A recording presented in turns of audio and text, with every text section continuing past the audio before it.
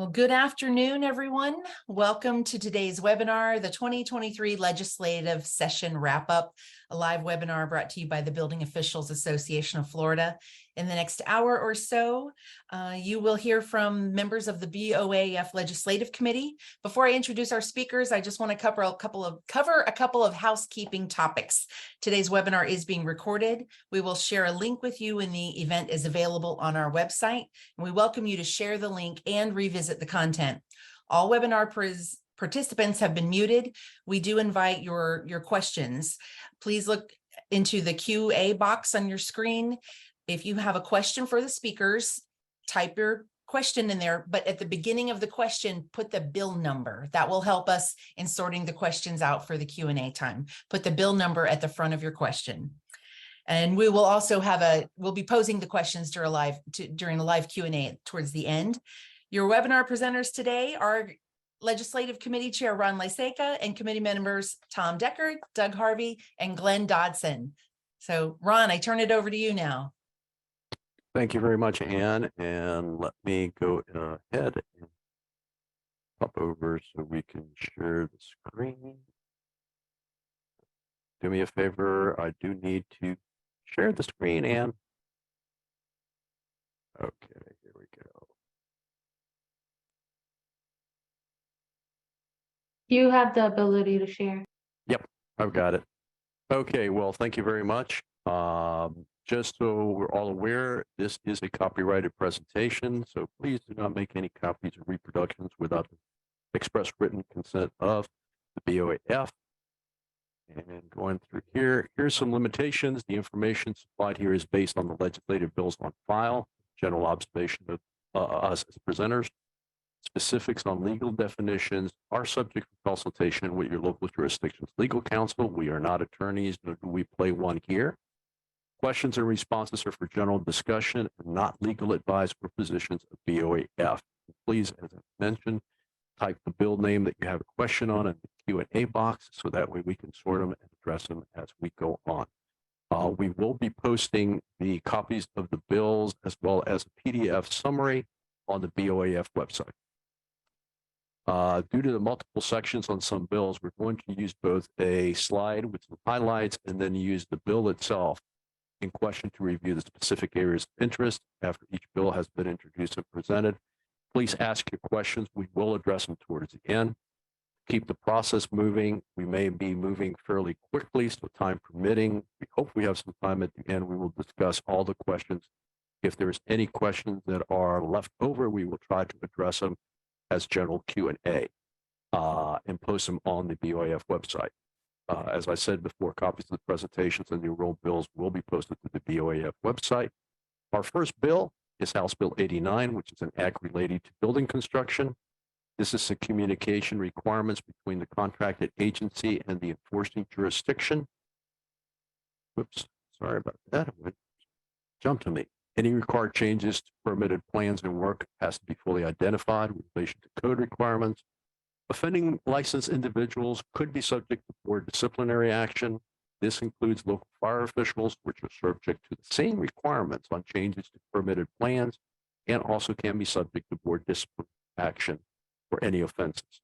A particular bill was signed by the governor on June the 13th, is logged under Chapter 2023-229 and does take effect on July the 1st. And let me pop over to the bill.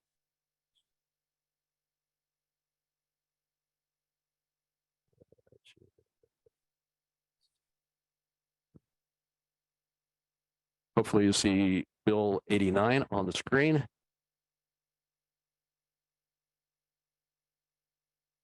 Basically what it says is it deals with the permit applications issuance, and then it moves on with regard to if the building code administrator, plans examiner, or inspector requests another local enforcing agency employee or a person contracted by the local enforcing agency to review the plans. That employee or person identifies specific plan features that do not comply with the applicable codes.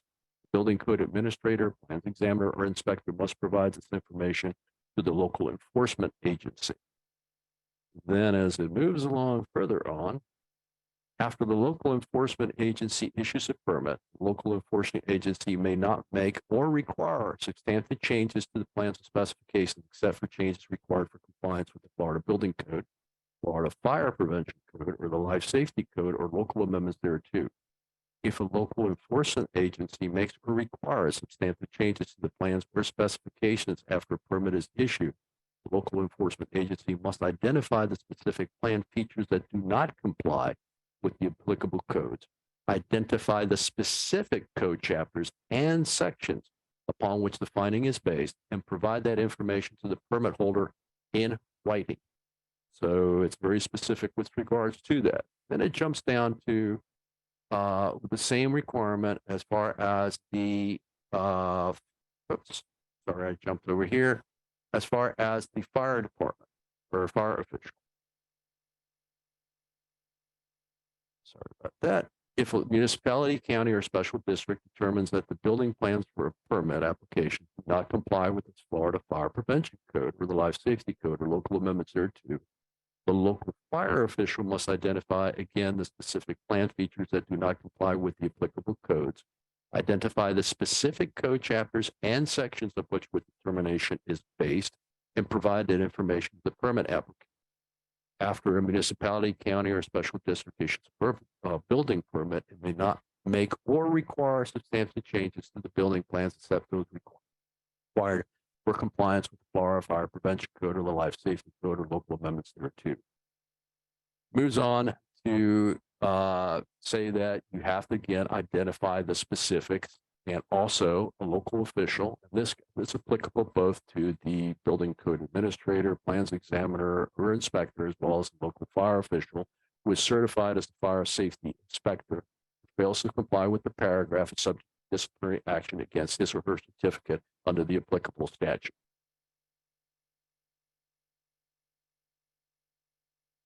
Now, let's move on to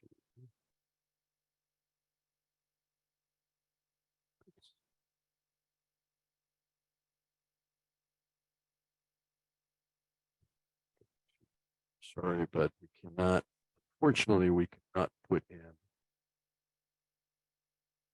each of the things into the PowerPoint presentation. Our next bill is Senate Bill 360, an act relating to causes of action based on improvements to real property. This is more of involves the building department just for knowledge because it's an action based upon claims due to defects in the construction. It does define what is a material violation of the Florida Building Code for purposes of action to recover losses or personal injury or damages. It does give time constraints due to Florida Statute 95.11, subsection 3, subsection C. And it was signed by the governor on April 13th. It is logged under Chapter 2023-22, and it is already in effect. So moving along to Senate Bill 360.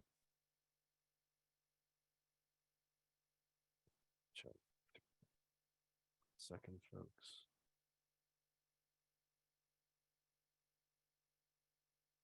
One of those technical issues.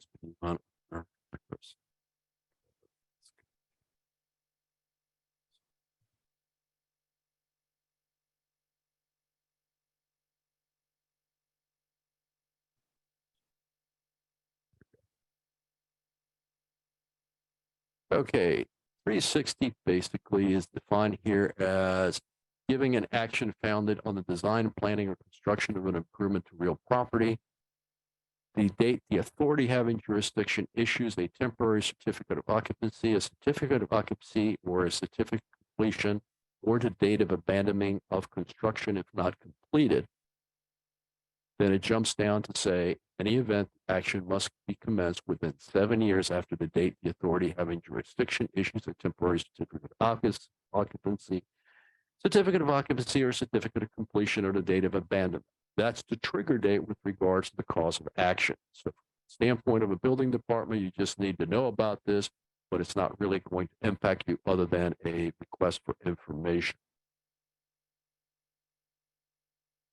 And it repeats this again with regards to the trigger date. It moves on with regards to if a newly constructed single dwelling residential building is used as a model home, Then it goes on to say that once the title passes, that is when the time clock goes with regards to the limitations of the period set forth in the following paragraph.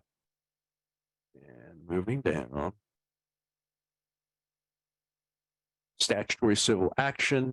Here is where they define that notwithstanding any other remedies available, any person or party in an individual capacity or on behalf of the class of person or party is damaged as a result of a material violation of this part of the or the Florida Building Code as a cause of action in any court of competent jurisdiction against the person or party who committed the material violation. And here is where the fun starts. For purposes of this section, the term material violation means a Florida Building Code violation that exists within a completed building, structure, or facility, which may reasonably result or has resulted in physical harm to a person or significant damage to the performance of a building or its systems.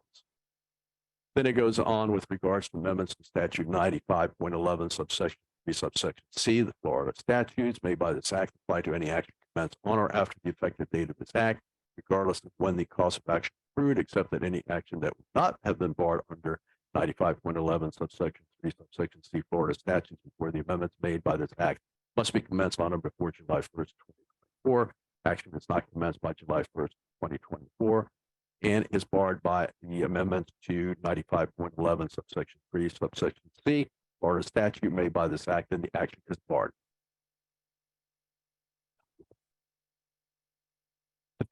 The one item is the material violation is identified with regards to the Florida Building Code. That should be the key to it. The rest of it we leave up to the attorneys to figure out if they have a cause of action. Moving right along.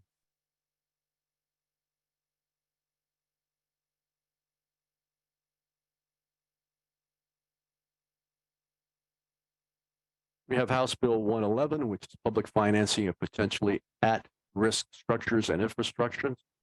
This deals with the resilient Florida grants, at-risk projects due to sea level rise. It does give definitions. It does state flood mitigation strategies. It has the record-keeping requirements. It does have a repeal of the Florida statute on July the 1st of next year.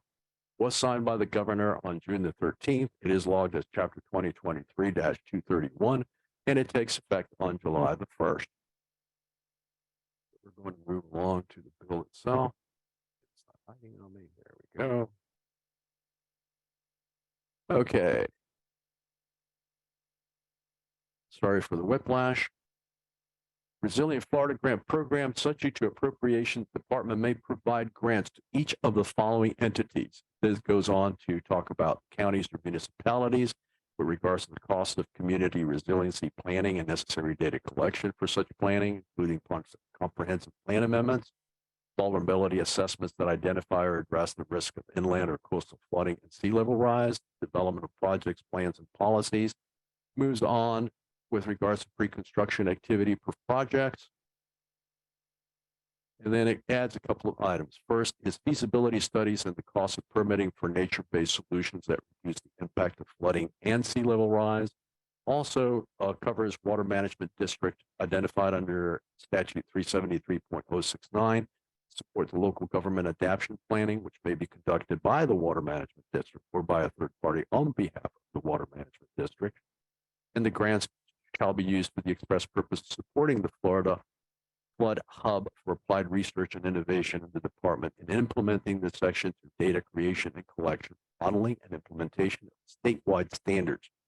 Priority must be given to filling critical data gaps identified by the Florida Flood Hub for applied research and innovation under statute 380.0933 subsection 2 subsection A. We move along at that public financing of construction projects within areas at risk due to sea level rise.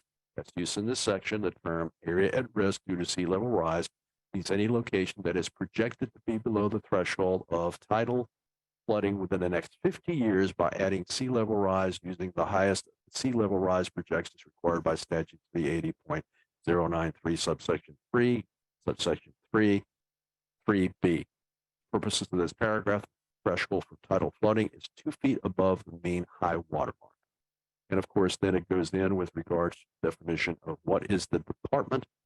What is the potentially at-risk structure? Means any of the following within an area at risk due to the sea level rise, critical assets, historical or cultural asset. Public entity means the state or any of its political subdivisions, any municipality, county, agency, special district authority, or other public body, corporate of the state, which is demonstrated to perform a public function or to serve a governmental purpose that could probably be performed or served by an appropriate governmental unit. And it also goes on about significant flood damage, means flood, erosion, inundation, or wave action damage resulting from a discrete or compound natural hazard event such as a flood or tropical weather system, where such damage exceeds 25% of the replacement cost of the potentially at-risk structure or infrastructure at the time of the event, or a defined threshold established by the department by rule in coordination with the Department of Transportation and Water Management Districts for a potentially at-risk structure or infrastructure for which replacement cost is not an appropriate metric, such as roadways. Thresholds must be established by July 1st, 2024. Also goes in to discuss slip studies. And basically, I am just going to skim through this, but the key one here is beginning July 1st, 2024, a state finance constructor may not commence construction of a potentially at-risk structure or infrastructure without conducting a slip study that meets the requirements established by the department, has to submit the study to the department, receiving the notification of the department that the study was received, and it has been published on the department's website pursuant to paragraph 6A for at least 30 days. State finance constructor is solely responsible for ensuring that the study submitted to the department for publication meets the requirements of subsection 3. Then the department has to develop a rule by rule a standard which a state finance constructor must conduct a slip study. It may require that a professional engineer sign off on the study. It keeps on going about the rule and use a systematic, interdisciplinary, and scientifically accepted approach in natural sciences, construction, and design in conducting the study. Continues to assess the flooding. And we keep moving on. The assessment must take into account potential relative local sea level rise and increased storm risk during the expected life of the potentially at-risk structure or infrastructure, or 50 years, whichever is less, and to the largest extent possible account for the sea level rise versus land subsidence, the relative local sea level rise. Assessment must provide scientific and engineering evidence of the risk to the potentially at-risk structure or infrastructure methods used to mitigate, adapt to, or reduce this risk.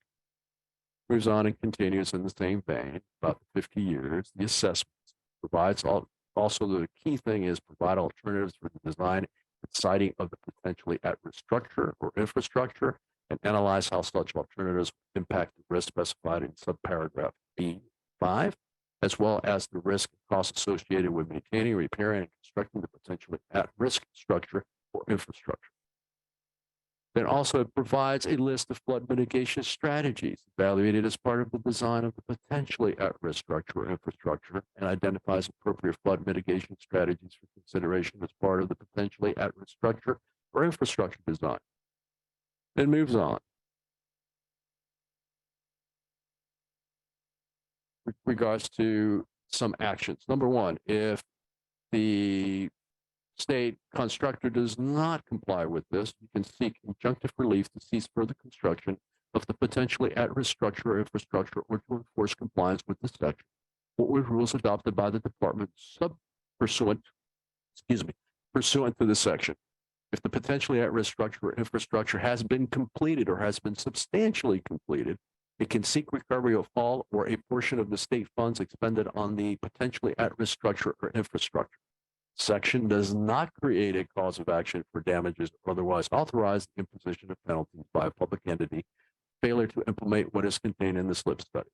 And then, of course, it requires the department to publish and maintain a copy of each slip study submitted pursuant to the section on its website for at least 10 years after the date the department receives the study. However, any portion of the study containing information that is exempt from Florida Statutes 119.07 subsection 1 and Florida Statute 24 subsection A, Article 1 of the state constitution must be redacted by the department before publication. And it's going to have to adopt rules as necessary to administer this section and may enforce the requirements of this section. Then it reads on that 161.551 of the Public Finance and Construction Projects within the coastal zone, subsection 8, section is repealed as of July 1st, 2024.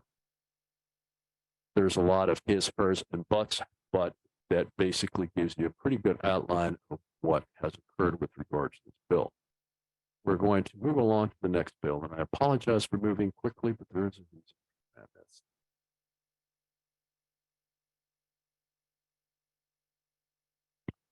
House Bill 301 is an act relating to emergency response mapping data. The Department of Education is mandated. It's funded by the state. $14 million has been budgeted. Requires the creation of a database of information for public and charter schools to be accessible to the local jurisdictions, including the school board, law enforcement, fire, emergency services.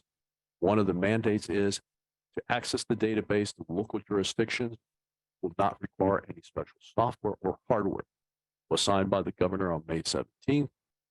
Long Doctor Chapter 2023-99 does take effect July the 1st. To go to the bill here.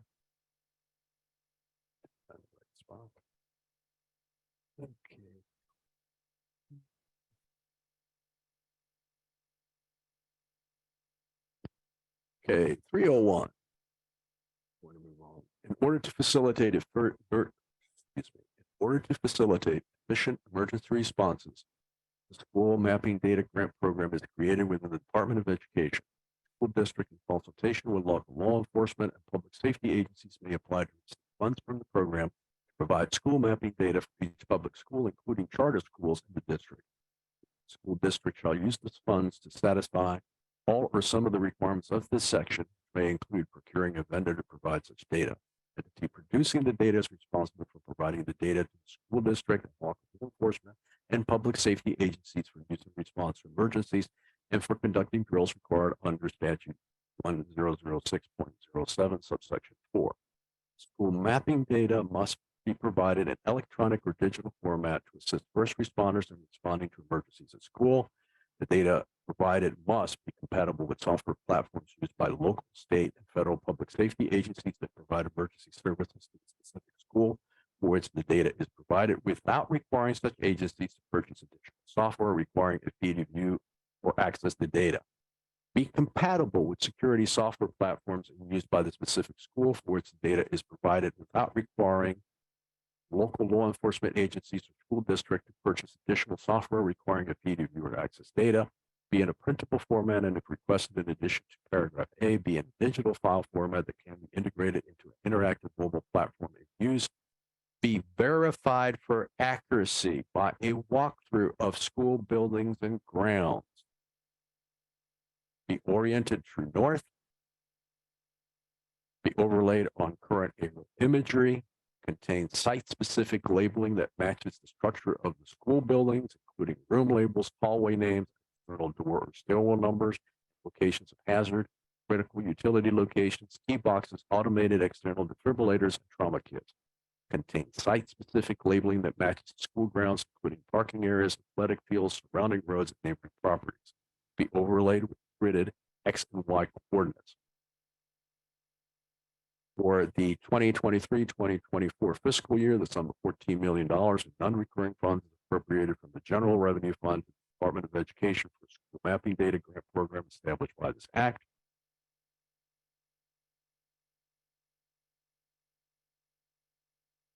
I apologize. I had said later when it was already adapted. But basically what this does is it allows the first responders to have a database that is being paid for by the state, although the local agencies have to contribute the data, such as school board or charter schools. And it does give you something that is able to be used in case of an emergency. Our next bill, Senate Bill 284, is an act relating to energy. This is a criteria for replacement vehicles over the lifetime and fuel source. It sets deadlines for report on options by the Department of Management Services, which is due by July 1st. It includes all state agencies, state universities, community colleges, local jurisdictions in its criteria, so it does affect everybody. It has been submitted to the governor as of the 26th of June, is expected to be signed later this week.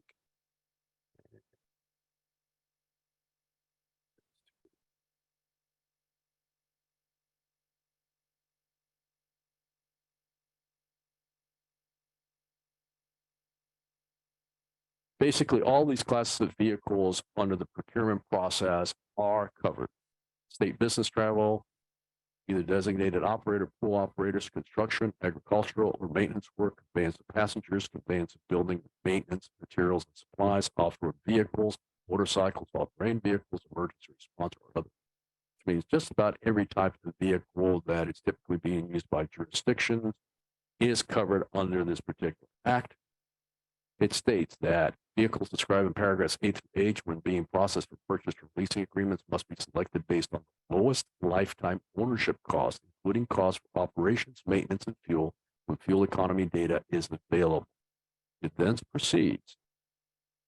When a state agency purchases a vehicle with an internal combustion engine, it must be used ethanol, biodiesel blended, and natural gas fuels when available. State agency administering central fueling operations for sustainable vehicles with an internal combustion engine shall procure biofuels for fleet needs to the greatest extent possible. And before July 1st, 2024, the Department of Services shall make recommendations to state agencies, state universities, community colleges, and local governments regarding the procurement of electric natural gas fuel vehicles and other vehicles powered by renewable energy as defined by statute 366.91 subsection 2 and best practices for integrating such vehicles into the existing fleets. So for budgeting purposes, you will be hit this, and it does take effect July the 1st. There is no indication the governor will not sign the bill, so it is coming to you fairly soon. Next one.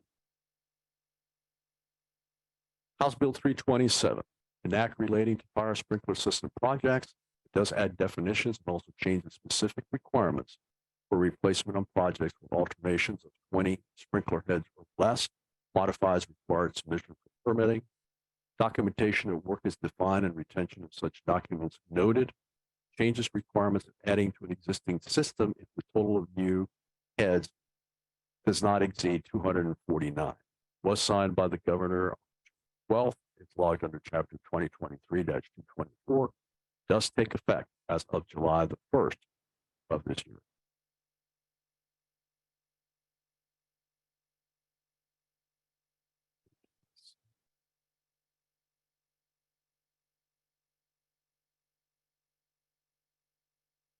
Does have a definition of components, which means valves, fire sprinklers, escutcheons, hangers, compressors, and any other item deemed acceptable by the local enforcement agency. And for purposes of this paragraph, a valve does not include pressure regulating, pressure reducing, or pressure control valves. And then moves along and defines what a contractor qualified in the business of electrical or alarm systems contracting pursuant to a certificate of registration issued by the department in Part 2 of chapter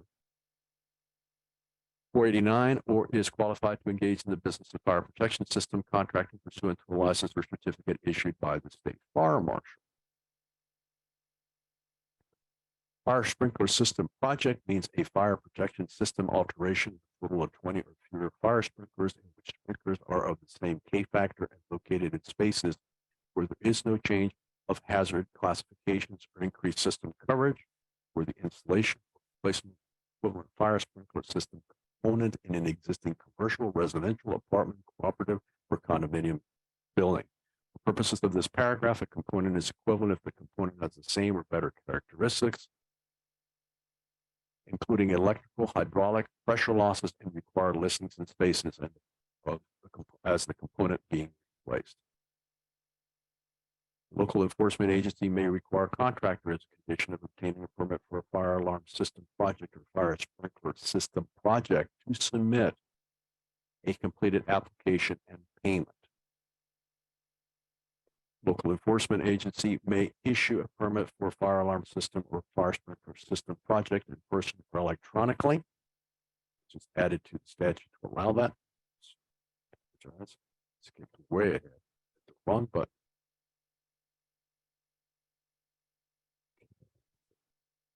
For a fire sprinkler system project to alter an existing fire protection system, a contractor must keep a copy of the plans and specifications at the fire sprinkler system project worksite and make such plans and specifications available to the inspector at each inspection. fire sprinkler system project to install or replace a component, the contractor must keep a copy of the manufacturer's installation instructions and pertinent testing instructions needed to certify or accept the component at the fire sprinkler system project work site and make such documents available to the inspector at each inspection. And I'm going to skip ahead. They have definitions which are already in the statute. And charges are coming up here, which is, I'm going to start at 131. However, a person certified under this chapter as a contractor 1 or contractor 2 may design new fire protection system, 49 or greater sprinklers, may design the alteration of an existing sprinkler system if the alteration consists of the relocation, addition, or deletion of 49 or greater sprinklers, notwithstanding the size of the existing fire sprinkler system, and may design the alteration of an existing fire sprinkler system if the alteration consists of the relocation or deletion of 249 or fewer sprinklers and the addition of up to 49 sprinklers, as long as the cumulative total number of fire sprinklers being added, relocated, or deleted does not exceed 209. That is the major impact of this particular bill.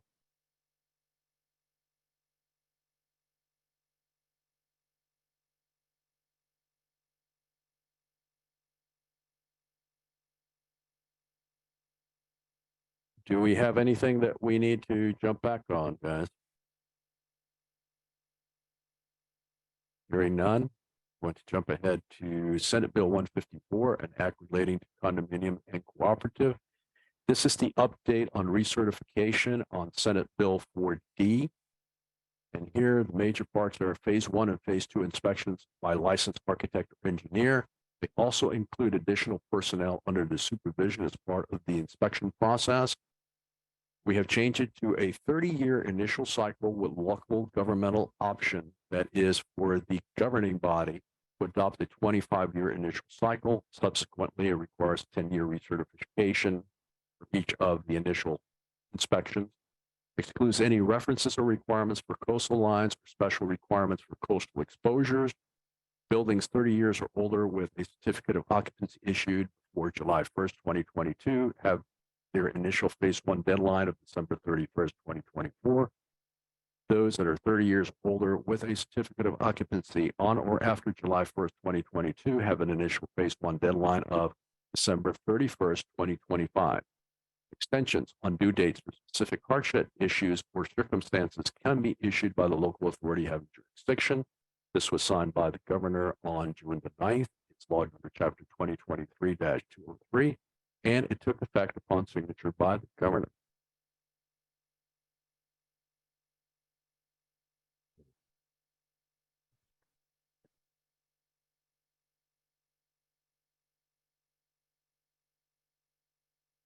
Yes, I am scrolling down to the sections.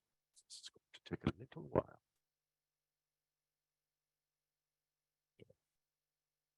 The legislature finds that maintaining the structural integrity of a building throughout the life of the building, scratched out service life, it said the life of the building is of paramount importance in order to ensure the buildings are structurally sound, so it's not to pose a threat to public health, safety, or welfare.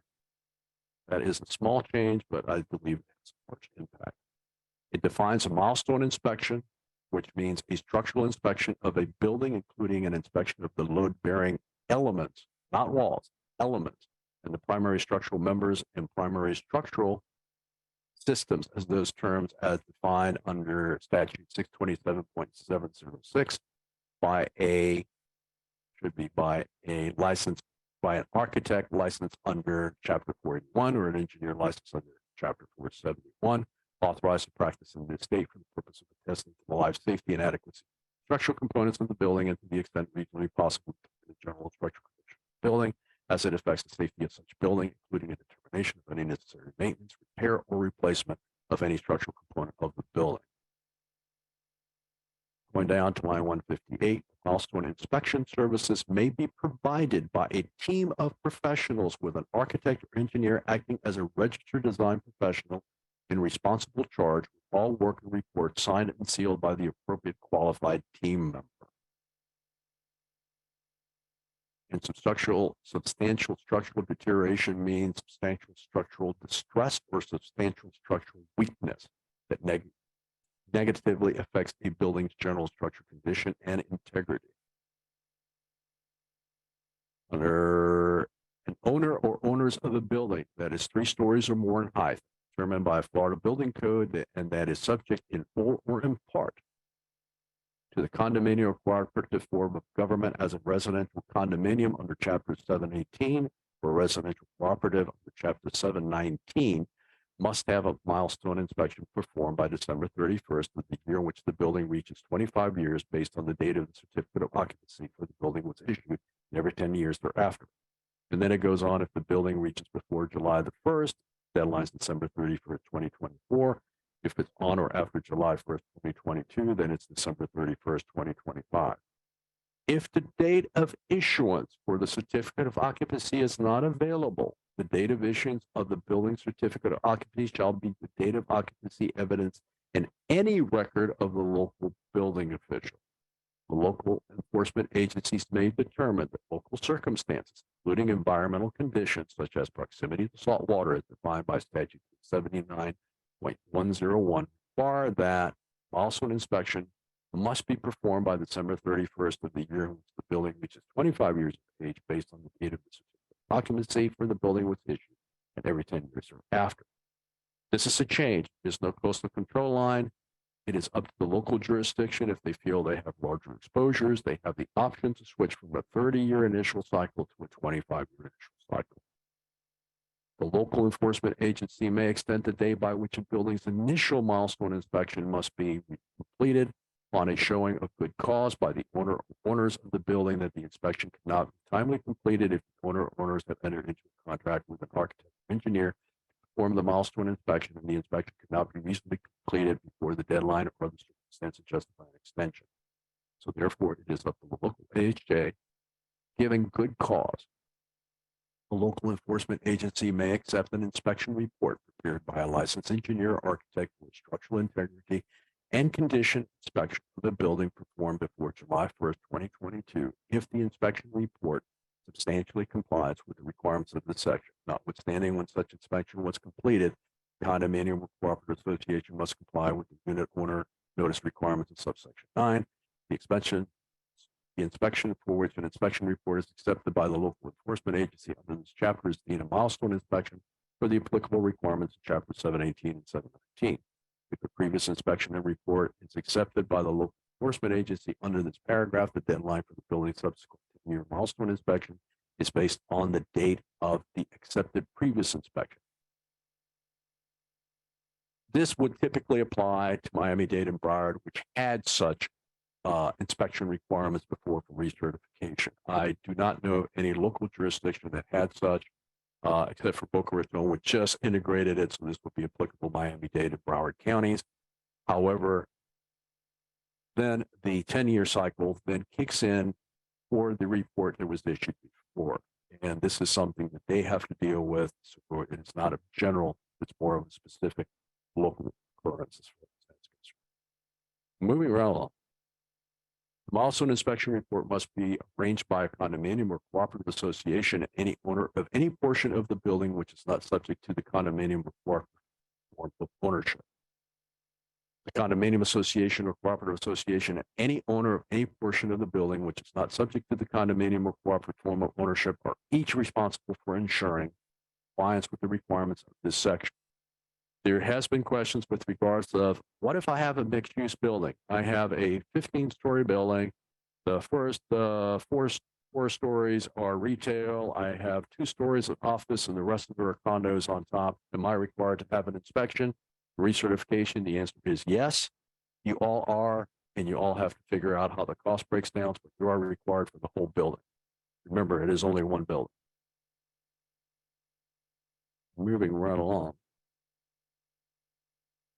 Let's see. The condominium association or cooperative association is responsible for all costs associated with the milestone inspection attributable to the portions of the building which the association is responsible to maintain under the governance documents of the association. Therefore, it gives you the split on the cost. This section does not apply to single family, 2-family, or 3-family dwelling with 3 or fewer habitable stories above ground. Upon determining that a building must have a milestone inspection, the local enforcement agency must provide written notice of such required inspection to the condominium association or cooperative association and any owner of any portion of the building which is not subject to the condominium or cooperative form of ownership as applicable by certified mail return receipt requested. Condominium or cooperative association must notify the unit owners of the required milestone inspection within 14 days after receiving notice from the local enforcement agency and provide the date that the milestone inspection must be completed. Such notice must be given by electronic submission to the unit owners who consent to receive such notices or by posting on the association's website. Big change there is that if you have a mixed building which has none co-op or none condo contents, i.e. floors that are not subject to the condo or cooperative association type ownership, they also must be notified as part of the process. Phase one of the milestone inspection must be completed within 180 days after the owner or owners of the building receive the written notice under subsection 5. So the section, the completion of phase one of the milestone inspection means the licensed engineer or architect performed the phase one inspection, submitted the inspection report by email, U.S. Postal Service, or commercial delivery service to the local enforcement agency. Then it moves on to reproduce a couple of things. Moving down. If a phase two inspection is required within 180 days after submitting a phase one inspection report, the architect or engineer performing the phase two inspection must submit a phase two progress report to the local enforcement agency with a timeline for completion of the phase two inspection. The inspector who completes the phase two milestone inspection shall prepare and submit an inspection report pursuant to subsection 8. And of course, this requires that they also not only give it to the condominium, sealed report, but also any owner of any portion of the building which is not subject to the condominium or ownership, and of course to the local building official of the local jurisdiction. Moving right along.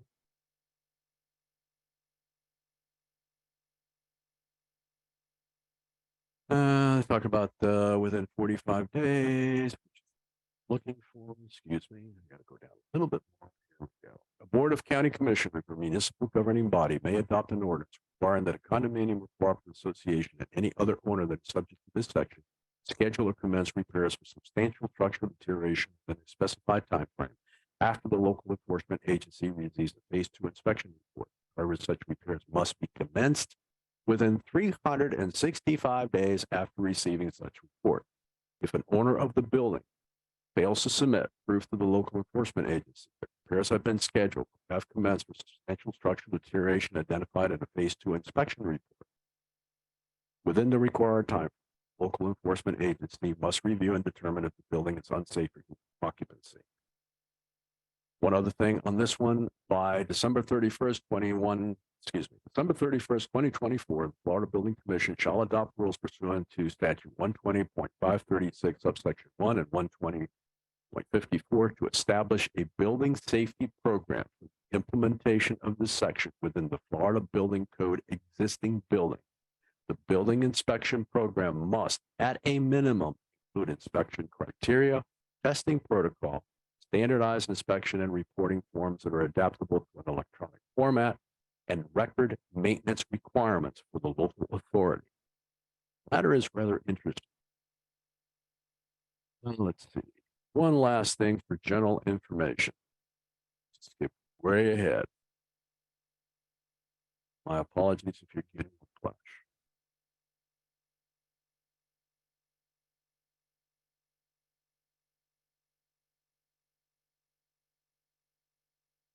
For information only, structural integrity reserve study. Residential condominium association must have a structural integrity reserve study complete at least every 10 years. It's determined by the Florida Building Code. The following structural integrity and safety of the building items that they must include and review are roof, structure including load-bearing walls and primary structural members and primary structural systems as those terms are defined under statute 627.706. Fireproofing and fire protection systems, plumbing, electrical systems, waterproofing and exterior painting, windows and exterior doors, any other item that has a deferred maintenance expense or replacement cost that exceeds $10,000, and the failure to replace or maintain the systems negatively affects the items listed in subparagraph A through G, as determined by the visual inspection portion of the structural integrity reserve. And this can be done by a architect, engineer, or they also have a professional reserve analyst that has been certified by the Community Association Institute or Association of Professional Reserve Analysts. Basically, I mention this because it is expanding upon what is covered under the reserve and also highlights those items which may be an issue under the phase 2 report that you may get. Okay.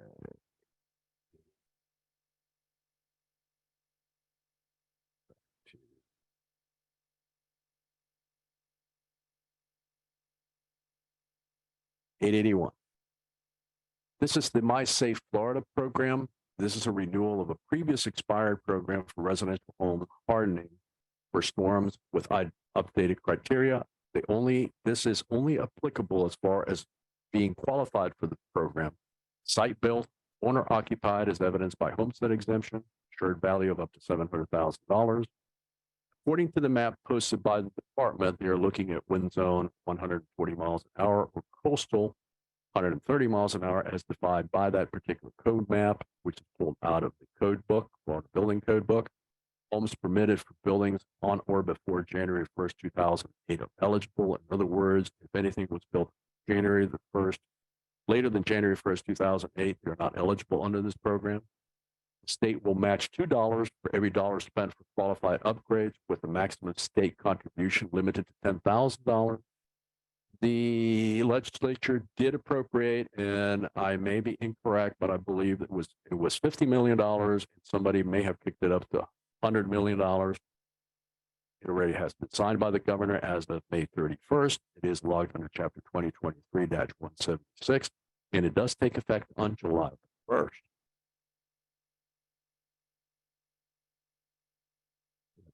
To the bill, which is not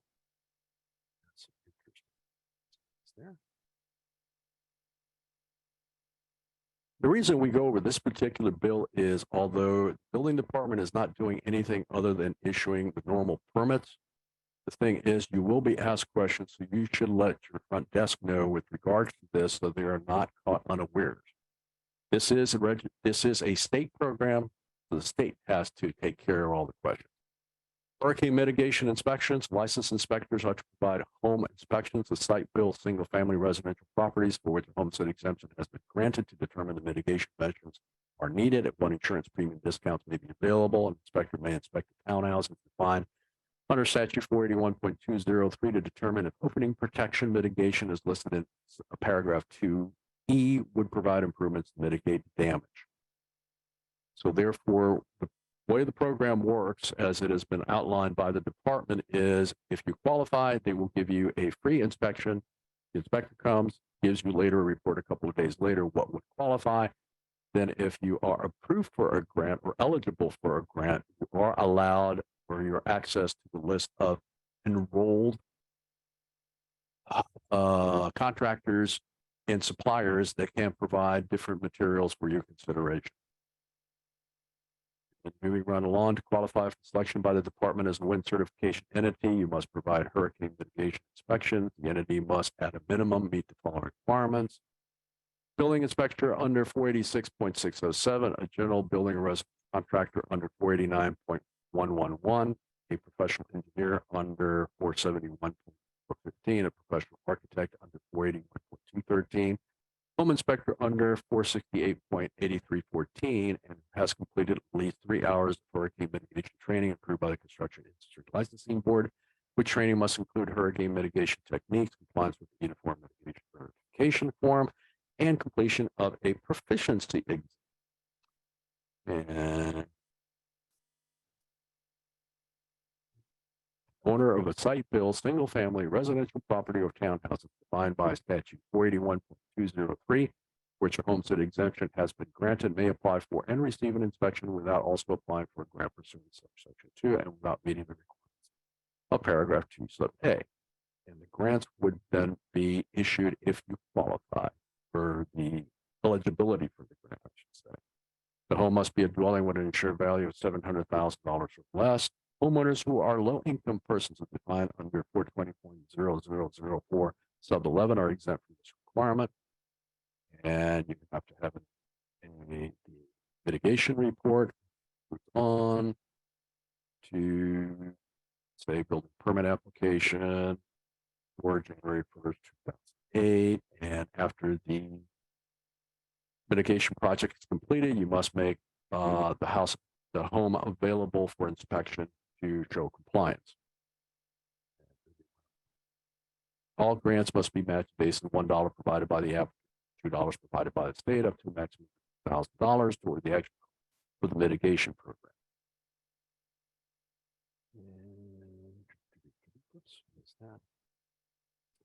When recommended by a hurricane mitigation inspection, grants for eligible homes may be used for the following improvements: opening protection, exterior doors, including garage doors, reinforcing of roof-to-wall connections, improving the strength of the roof to deck attachments, and secondary water barriers for roof.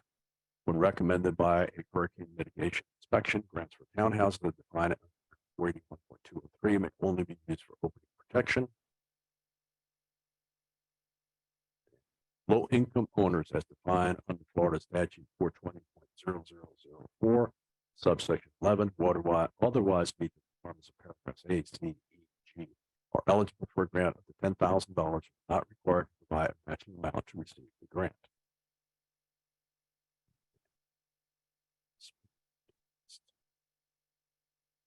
This stuff about the brochures, basically for salespeople, for real estate, as well as for citizens. So not there for you guys to deal with. And moving down to last, that the department shall implement a quality assurance and reinspection program that determines whether initial inspections and home improvements are completed in a manner consistent with the intent of the program. The department may use valid random sampling to perform the quality assurance portion of the program. One note: permits may be required in your jurisdiction for some of the work, like replacement of windows, replacement of doors, garage doors, re-roofing, etc. This does not relieve any of the contractors from not complying with all local regulations. Department for Quality Assurance may do subsequent follow-ups as a test for quality assurance, and at the same time to get a sample to show the legislature that it spent its money wisely. So moving back.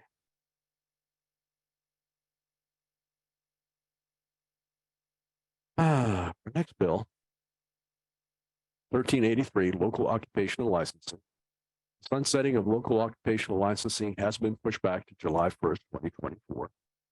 By July 1st, 2024, the board shall by rule establish certified specialty contractor categories for voluntary licensure for select categories, specific options for local licensing, and designated specialty and areas are still there. It was signed by the governor on June the 20th, logged under chapter 2023-271, and this does take effect on July the 1st.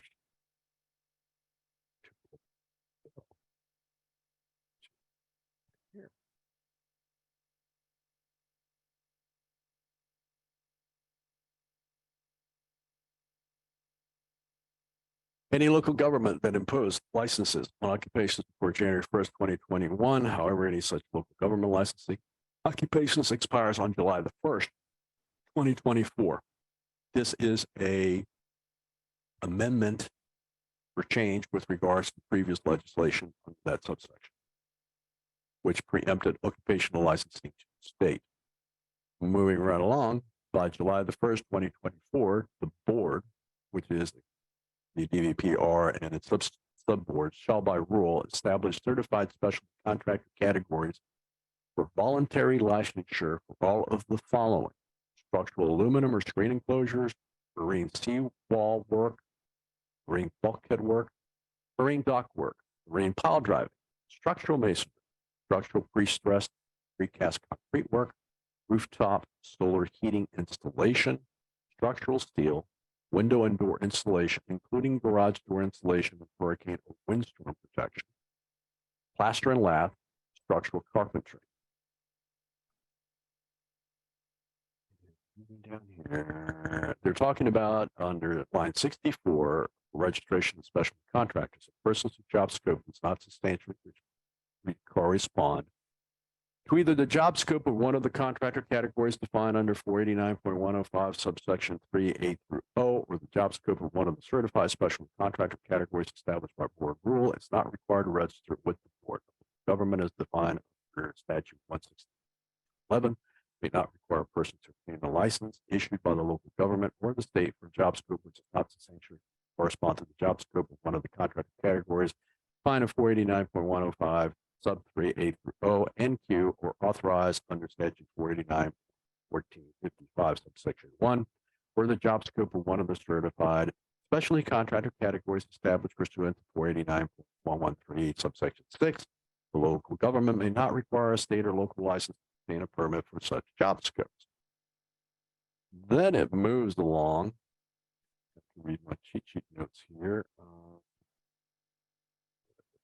Does not require, let's see, purpose of this section, job scopes which a local government may not require a license include but are not limited to painting, flooring, carpentry, cabinetry, interior remodeling, when the scope of the project does not include a task for which a state license is required. And when they're talking about state license, if anything that is structural, they would have to have a license. At least that is the preliminary.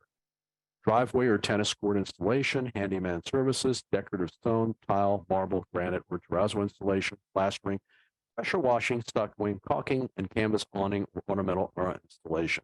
County that includes an area designated as an area of critical state concern under statute 380.05 may offer a license for any job scope which requires a contractor license under this part if the county imposed such a licensing requirement for January 1st, 2021. Up a little bit. The local government may continue to offer a license for veneer, including aluminum or vinyl gutters, siding, soffit, fascia, rooftop painting, coating, and cleaning above 3 stories in height, or fence installation and erection if the local government imposed such a licensing requirement before January 1st, 2021. A local government may not require a license as a prerequisite to submit a bid for public work project if the work to be performed does not require a license under general law. And this takes effect July 1st. I'm going to take about a 2-second breather.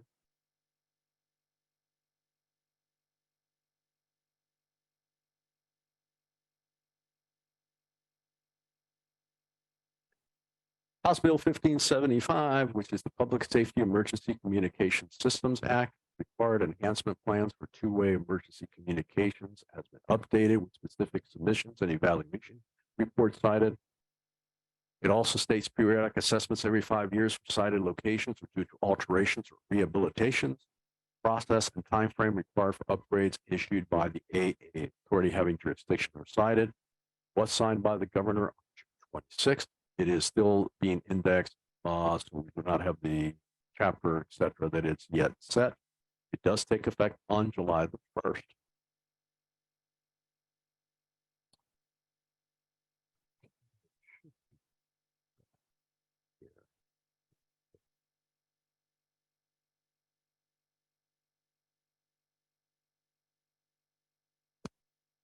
If an assessment of a new building's interior radio coverage and signal strength under the Florida Fire Prevention Code determines that the installation of a two-way radio communication enhancement system is required, a contractor having the appropriate license issued by the department must submit a design to the local authority having jurisdiction for a two-way radio communication system to correct the non-compliant radio coverage.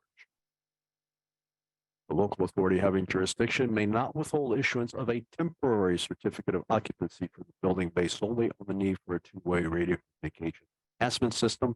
Upon approval of the design by the local authority having jurisdiction, jurisdiction must require the installation of a two-way radio enhancement system within 12 months after the issuance of a temporary certificate of occupancy. An extension for a temporary certificate of occupancy may not be unnecessarily withheld, which we assume is for good reason. Next part.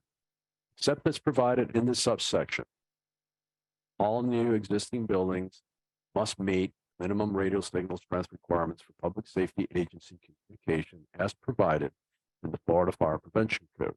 The local authority having jurisdiction as defined by the Florida Fire Prevention Code may require installation of a two-way radio communication system in a new or existing building if the interior of the building does not meet the minimum radio signal strength as required by the Florida Fire Prevention Code.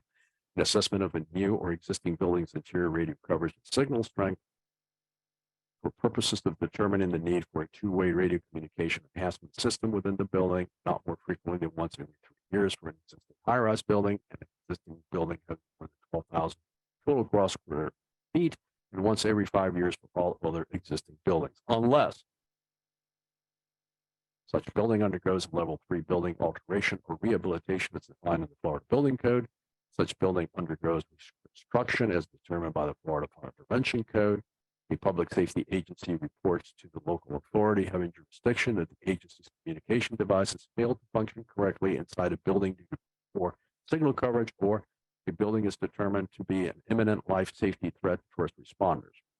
Any modification to an existing system or any installation of a system must have the express consent of the frequency license holder of the frequencies for which the system is intended to amplify. The consent must be maintained in a recordable format that can be presented to the Federal Communications Commission representative or other relevant agency investigating radio interference.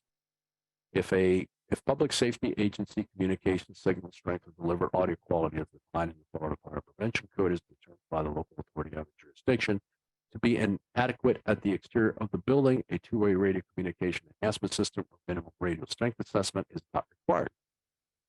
If a local authority having jurisdiction modifies the public safety emergency communication system such that modifications to existing two-way radio communication enhancement system installations are required, the local authority having jurisdiction must give owners of the existing two-way radio communication enhancement systems at least 180 days notice before requiring any modification.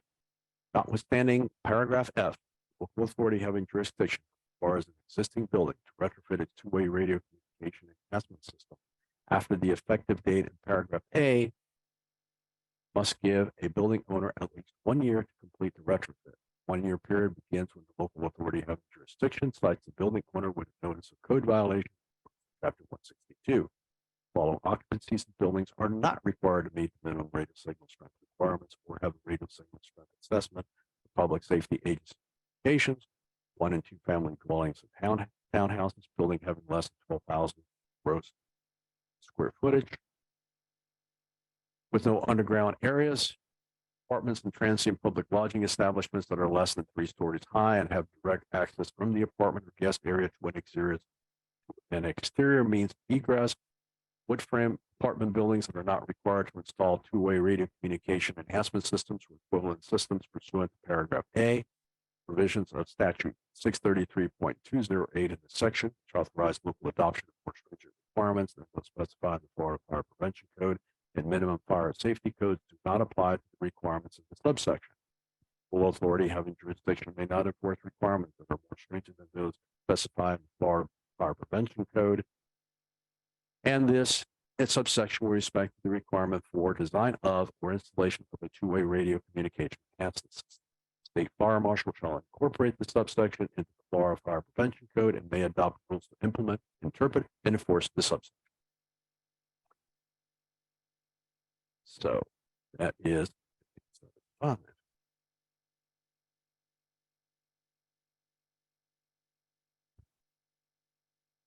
Next, House Bill 1521, facility requirements based on sex. It is also titled Safety in Private Spaces Act. Definitions are stated in the bill. Also notes what entities are covered, the options for compliance, the deadlines for compliance. It was signed by the governor on May 17th of this year. It is logged under Chapter 2023-106, and it does take effect on July 1st. This is a long bill. We'll be skimming some of it. Second to pull it up.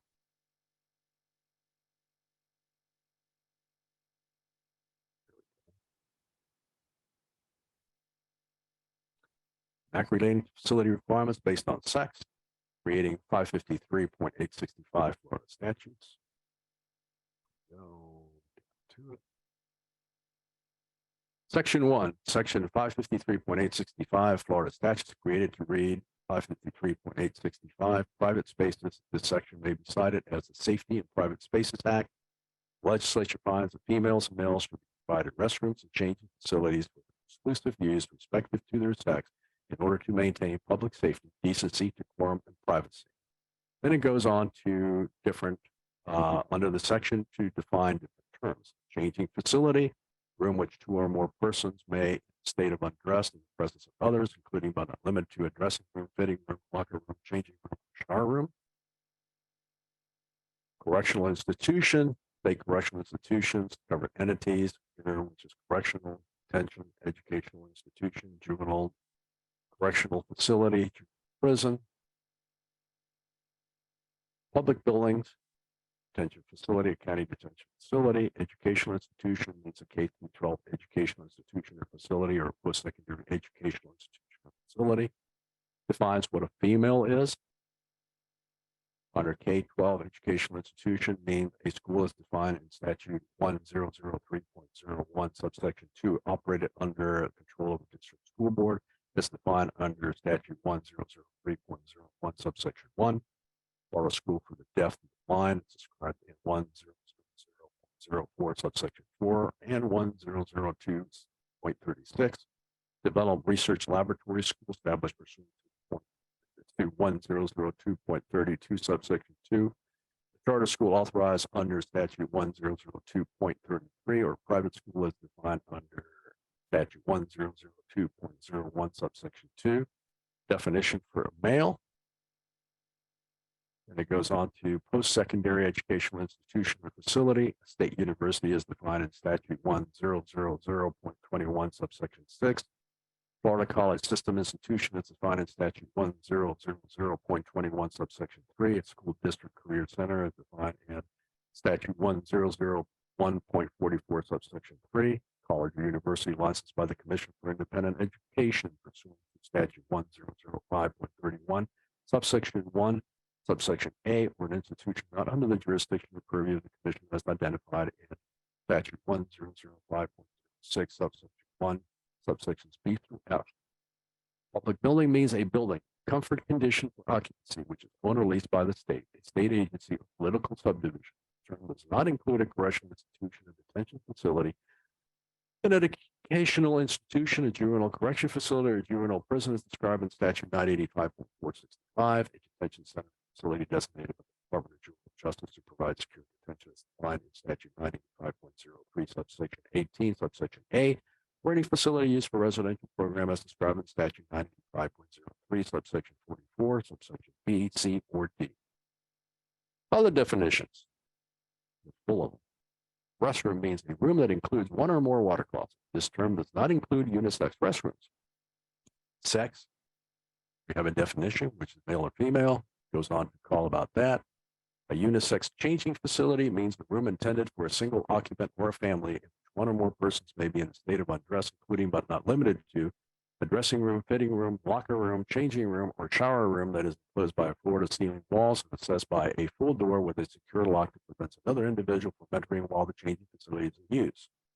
A unisex restroom is a room that includes one or more water closets that is designed for a single occupant, that is the little cubicle, or a family, is enclosed by a floor-to-ceiling walls and is accessed by a full door with a secure lock that prevents another individual from entering while the room is in use. Water closet means a toilet or urinal.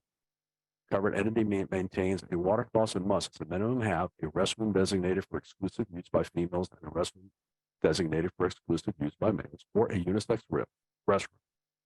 A covered entity that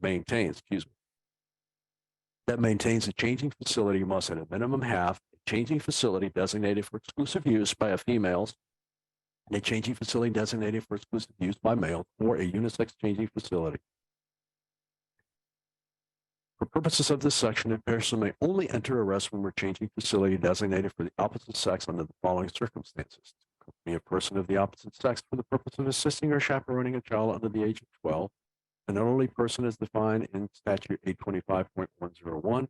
For a person with a disability is defined in statute 716.22, or developmental disability is defined in statute 393.063. For law enforcement or governmental regulatory purposes. The purpose is rendering emergency medical assistance or to intervene in any other emergency situation where the health or safety of another person is at risk. For custodial, maintenance, or inspection purposes, provided that the restroom or changing facility is not in use, or if the appropriately designated restroom or changing facility is out of order or under repair, and the restroom or changing facility designated for the opposite sex contains no person of the opposite sex. Then goes on about correctional institutions shall establish disciplinary procedures for those that willfully enter for purpose other than listed. Each detention facility shall establish disciplinary procedures.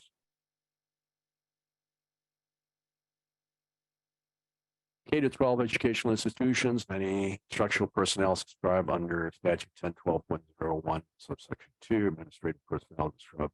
Then it goes on about the equivalent personnel as far as entering the particular situation in the unisex or other restrooms, and also with regards to the enforcement of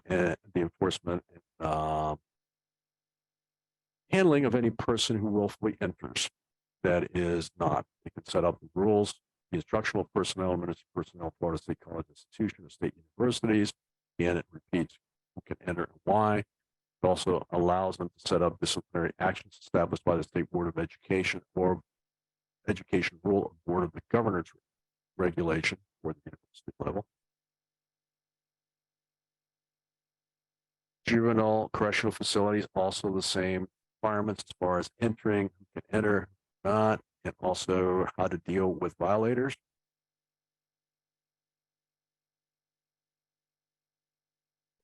Now, moving through this quickly, there's a lot of reading, and I encourage you to, when we post this, to read it in depth so you can understand it depending upon what particular area you are under.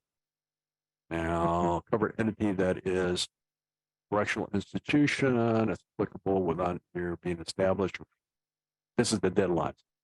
Correctional institution shall submit documentation to the Department of Corrections regarding compliance with subsections 4 and 5 as applicable within 1 year after having been established, or such institution was established before July the 1st, 2023, no later than April 1st, 2023. Detention facility has a similar documentation requirement, K through 12, within 1 year after being established, or if such institution center was established before July 1st, 2023, no later than April 1st, 2024. State University has similar deadlines. It was established before July 1st, 2023. That's until April 1st, 2024. If it was just established, or it's being established, as 1 year after being established. Same thing for post-secondary educational institutions. Juvenile correctional facilities, same deadline for setting up their stuff. Beginning July 1st, 2024, a person may submit a complaint to the Attorney General alleging that a covered entity failed to meet the minimum requirements for restroom and changing facilities under subsection 4 or subsection 5.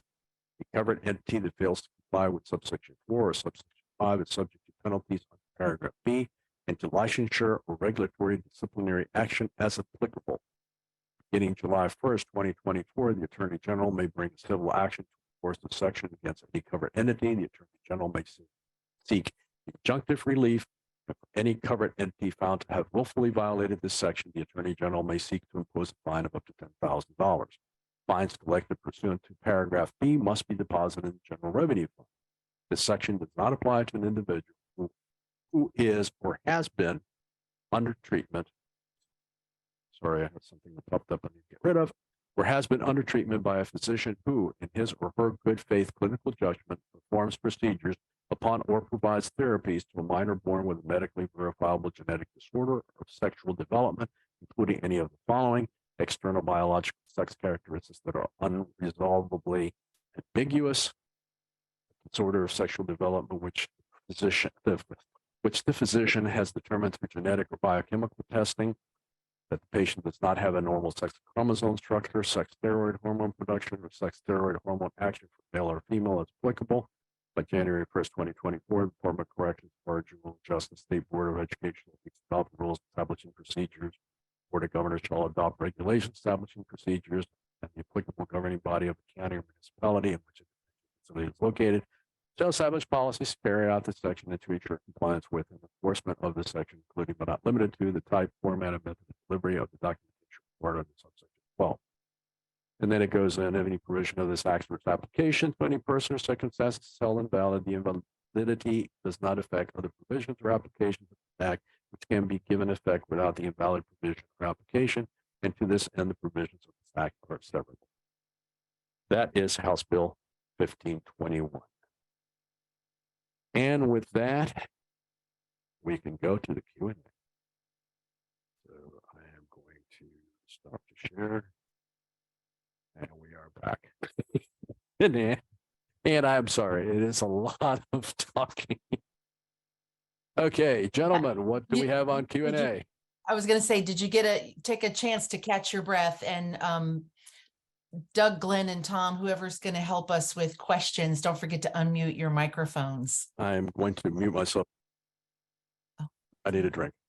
Oh, take a drink, yeah. Thank you. And this is Doug. I'll jump in for a minute. We've had a number of very good questions that have come up. We've been trying to answer the majority of them as we went along. So if you want to take a look at the Q&A section on your screens, you can see where those questions are. There are a couple of them that we still need to get to. Okay. And if there are questions on the ones that we've already answered, perhaps we can handle those first. So if there's anything from the group, we had a question on House Bill 489 in regard to the disciplinary actions. And if the fire officials and building officials will have the same or different, that's going to be up to the individual boards, because the law really says that you have to do certain things, you have to identify it, but the license is issued by either the Building Code Administrator and Inspectors Board, or it's issued through the State Fire Marshal's Office. And each of those has their own disciplinary sections. They're governed by different statutes. They're governed by a different rule. So you would actually need to get into the specific disciplinary sections to find out how the board would act on that, what the specific disciplinary action would be. In some cases, there's a different action for a first offense versus a second offense versus a third offense. And that would be done by the individual rule that governs that board. There was another question in regard to the preemption of local government, in regard to enforcing items that would be local regulations, things like zoning, setbacks, landscaping, tree issues, dumpster enclosures, stormwater requirements. It's important to realize those are not building code issues. Those are either zoning issues or engineering issues, or your public works or stormwater quality, water quality department, whatever you may call it. And that's really not covered by this, because those are not Florida building code items. So yes, you can still enforce those, and it's important that you do.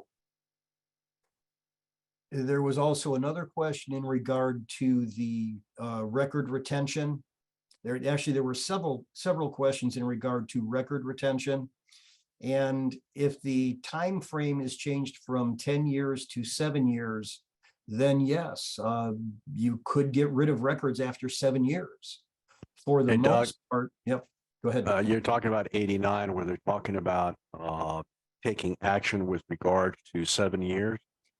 I would not interpret that as changing your 10-year retention to 7 years. I think that this is a very focused legal thing with regard to violation of code legal action.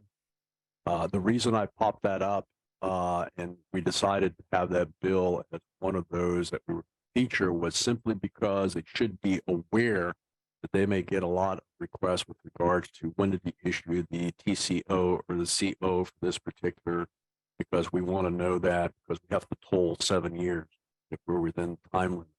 But I would not take it as a change of the Records Act that we have to retain the records for less than 10 years. That's my opinion. I'm not an attorney, nor do I play one here. I'm not giving legal opinions here. Agreed. And that was actually how the answer went out, that you should check with your local attorney and any local regulations for interpretation of this. Yep. Okay, and Glenn, do you want to jump in and grab a couple of the questions? I see that you responded to the next one. Which one was that, Doug? The delegated design of the fire sprinkler system. Oh, okay. Yeah, on the, I've talked with my fire plan review personnel, and the way the take that I get on that is that it is kind of targeting the smaller type alteration types where they are not changing basically the design and requiring different, having different uses or whatever. But they are, when it's 20 heads or less, that they don't have to provide basically the plans, they can get a permit. It's trying to streamline the permitting process is what the gist of that is. I know that the conversation I had with and they're involved with the FFMIA, the Fire Marshal and Inspectors Association. They're going to do some training. I think they got a training coming here in Tallahassee in August. I'm sure they're doing some throughout the state to really discuss that and what they're looking for. I know my jurisdiction, if they do a modification, they have to do a simple plan. Even if they're modifying anything over 6 heads, they have to do that. So that'll kind of tweak their process a little bit. And that's kind of what kicks in on the, with the deferred submissions that we do is it's done after we issue our building permit. So that's going to change what the fire does on it. While I got the mic, I'll go ahead and jump over to the specialty license. I know we had a question there, and we had several questions on it. And jurisdictions all over the state do it different on the specialty license. What we tried to achieve, and this was something that me and Ron had worked with them and talking to kind of bring this back, was to establish these what they've dubbed as voluntary categories within the state licensure, which are certified. That means you could accept them, throughout the state. My particular jurisdiction, I would be looking, especially something that got added into the language was like garage door installation. It's kind of a specialty item where you got these smaller organizations, they wouldn't qualify to go out and get a builder's license to actually be able to install these garage doors, but they have to, within this next year, before July 1st, 2024, set up those specialty categories, which we certainly can use, in our permitting process, and would allow the contractors to go in and get qualified, and we would know and to make those installations. And it's going to be interesting because part of it is that what was suggested to them was to take the existing people that were already licensed locally and roll it over as the voluntary licenses, starting from scratch. It's going to be interesting what the rules develop. So we're going to keep an eye on those here as governmental entities grind their little gears. Yeah, that'll be interesting over the next year what the CILB does with that. So that was, and I answered so many or several of them. We're jumping around. It was if there's any other, Tom, that you want to jump in on anything that you may have answered. The only one, Glenn, you alluded to 327, and I think one of the biggest things there in the streamlining process is that from the permitting perspective, the documents aren't necessary prior to permitting. However, I don't think it changes anything from the standpoint the documents are required for inspection. So they still have to be prepared. They have to be on site. So it really doesn't change anything. As far as the delegated design language, that's still there. The contractors, licensed contractors can design up to those limits that were stated in the bill, less than 20 heads and the 249 renovation, the same numbers that are in there. But I just wanted to stress again that those documents are still required. They're required for record as well as on-site inspection. The only other one that I really wanted to jump in on a little bit was 1521. And although it's not I don't think it to be a complicated bill, it does jump into this whole single sex restroom. No different really than what we've been dealing with for a very long time. Mhm. How a restroom is defined perhaps gets a little bit different. We've done this here at the university where a restroom now becomes a toilet room, as long as it is enclosed by full walls and a door. All it has to have is a water closet in it. That could be a single sex, unisex restroom. I think the other biggest part of this bill is something for all the agencies to do, and that's to come up with a disciplinary plan. Yep. And the bill is very specific about whether it's corrections, whether it's the educational entities, whether it's, in fact, they're not even asking for anything that I could read within the public government, the public buildings. That's probably handled in it. They have to come up with their own plan, but it's not dictating how they have to do it. So I don't see that as a real complicated bill. Yeah, Mhm. the code has been very clear about single sex and facilities for a long time now. Yeah, and the multi ones that they do have the option of creating that, so. Yeah, I think we still have those. I mean, in fact, ICC was a little bit clearer this last code cycle and helping us out with some of that. And they did the same thing that the bill did. We need to make a room out of it. It can't be a stall by our older definition. So I don't see that as a complication. All right, I'm going to answer one real quick, then I guess we're going to wrap up. There is two questions posed. One is specifically has to do with how the local agencies are going to deal with the additional manpower on recertification. And my answer to that is all fees are local. They're not set by the Florida Building Commission. They're not set by the Florida the legislature of the state of Florida does not set those. Under existing statutes, local jurisdictions can set up, and there is a process they can set up for those fees. So therefore, it is up to each of the local jurisdictions that are going to enforce that to set up those fees. And typically it's a process that they say, okay, for this thing, it's going to charge X number of dollars worth of phase one. There's a fee because you have to notify the people. So your local jurisdictions, whether they be a village, a city, a county, are going to go through that process to make sure that they cover their costs. It's already in existing legislation. There's no extra legislation that has to be generated in order to allow them to do it, because it's part of the building enforcement and the statute. As far as Miami-Dade, again, that is a local with regards to 30-year versus 25-year. There was a lot of discussion with regards to the legislature on the coastal control line and the fact that it did not work as they thought it would.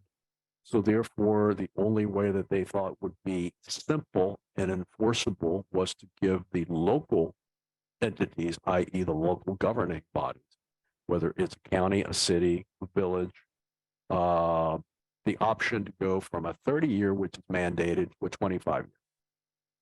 Broward County has gone to a 25-year milestone inspection. Miami-Dade currently is using a 30-year. Doesn't mean that they cannot change it.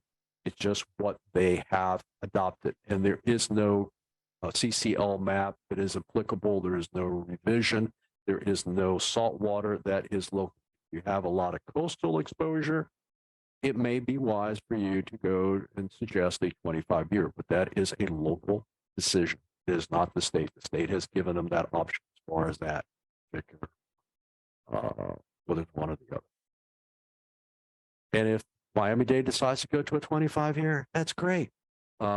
It's local government at work. So please contact your local city commissioners, county commissioners, village commissioners.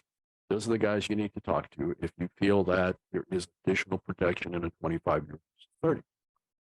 Any other questions that we need to handle, Ann, before I go to the final slides? Oh, The gentlemen in the group have been handling the questions. I would defer to them. Okay. There's a question on 881 with regards to funds. Funds are coming from the Department of Education with regards to the mapping, and the local agencies can apply to the state for the particular money that they need for that particular program. That is part of this. That is part of the bill. We will be posting those bills. Other than that, guys, do we have anything else that we need to address? Ron, that one was actually related to the My Safe Florida Home program. Oh, My Safe Florida. I'm sorry. My Safe Florida. I thought it was the mapping one. I'm sorry. Too many numbers floating through my head right now. I apologize. The My Safe Florida is a state program. The local jurisdictions have nothing to do with it. They don't have any enforcement. They don't do any grants. You have to go to the My Safe Florida program. You can pull it up, get you to the right link. They handle it from that end. The only thing the local jurisdictions will be seeing, and the reason they need to be aware of it, is there's going to be permits that are being pulled. And probably some people like whoever, Mr. and Mrs. John Doe are going to come in and say, I want to apply for the My Safe Florida grant here. Where paperwork do I fill out? My answer is, make sure you have that link so you can give it to them so they can get online and do their paperwork.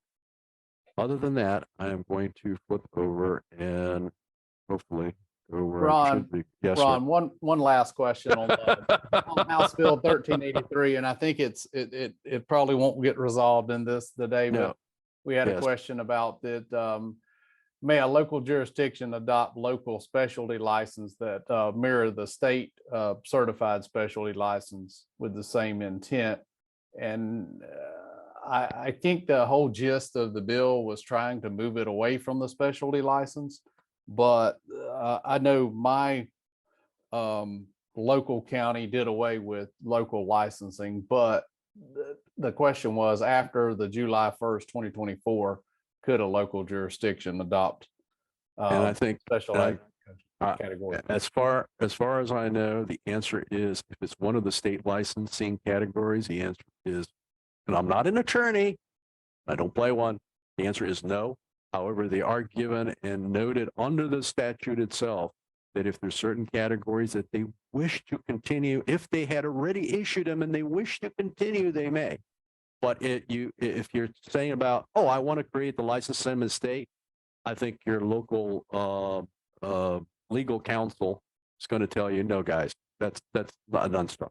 That would be my personal observation. It's not legal. Do not reply on it. Contact your local jurisdiction's legal beagle for that particular item. And I am going to kind of close this. Hold on a second, guys. Okay.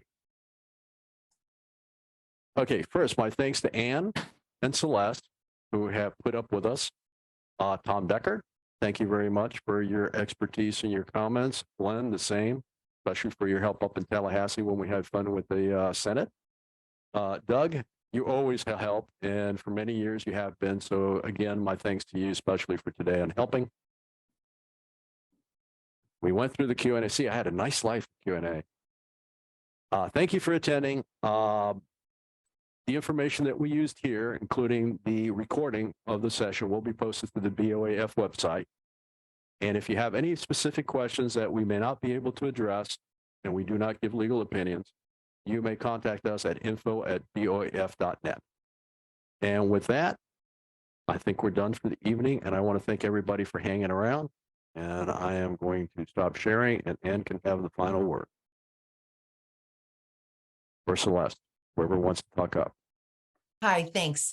We will be getting the recording of this, and I think a handout information available may not be until early next week. We'll notify you when that's ready. And thank you for spending your late afternoon here with us on a Wednesday afternoon.